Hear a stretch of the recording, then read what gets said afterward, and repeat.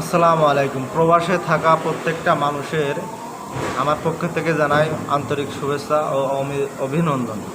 2026 সাল উপলক্ষে যারা সৌদি আরব প্রবাসী আছি আমরা, এখানে কি এয়ারপোর্টে যাওয়ার জন্যে নতুন আইন বের হয়েছে আমার মনে হয়।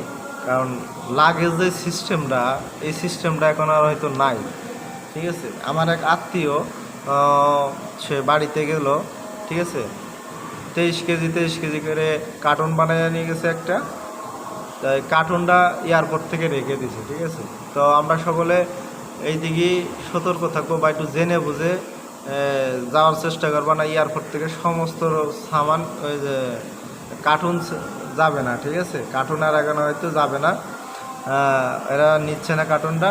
এই কারণে কার্টুন এয়ারপোর্টে আপনাকে কিন্তু ফেলে দেওয়া লাগবে। আপনি এত টাকা দিয়ে প্রবাসের মাটির থেকে এত টাকা দিয়ে আপনি মালামাল কিনে যে বাড়িতে পাঠায় দেবেন, এটা এয়ারপোর্টে যদি আটকায় দেয়, সৌদি এয়ারপোর্টেই। ঠিক আছে, রিয়াদ থেকে আমার এক আত্মীয় গেছে, মানে আমার এক বোনের জামাই, তার এই আর কি কার্টুনটা নিয়ে নিয়েছে।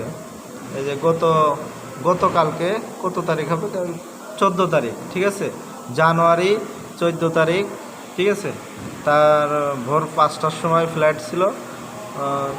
কি কারণবশত তো জানি না, তবে কার্টুন নিতে দিচ্ছে না, এটুকু বলে দিচ্ছে। ঠিক আছে, যে কার্টুন আপাতত কার্টুন নিতে দিচ্ছে না। তো যারা দেশে যাবেন অবশ্যই একটু খোঁজ খবর নিয়ে যাবেন। আসলে কি কারণে হয়তো কার্টুনটা নিতে দিল না, হয়তো আমি জানি না। তবে এতটুকু বলতে পারি যে আপনারা একটু জেনে বুঝে যান, যে বাড়িতে যাবেন এত টাকা সামান নিয়ে যাবেন।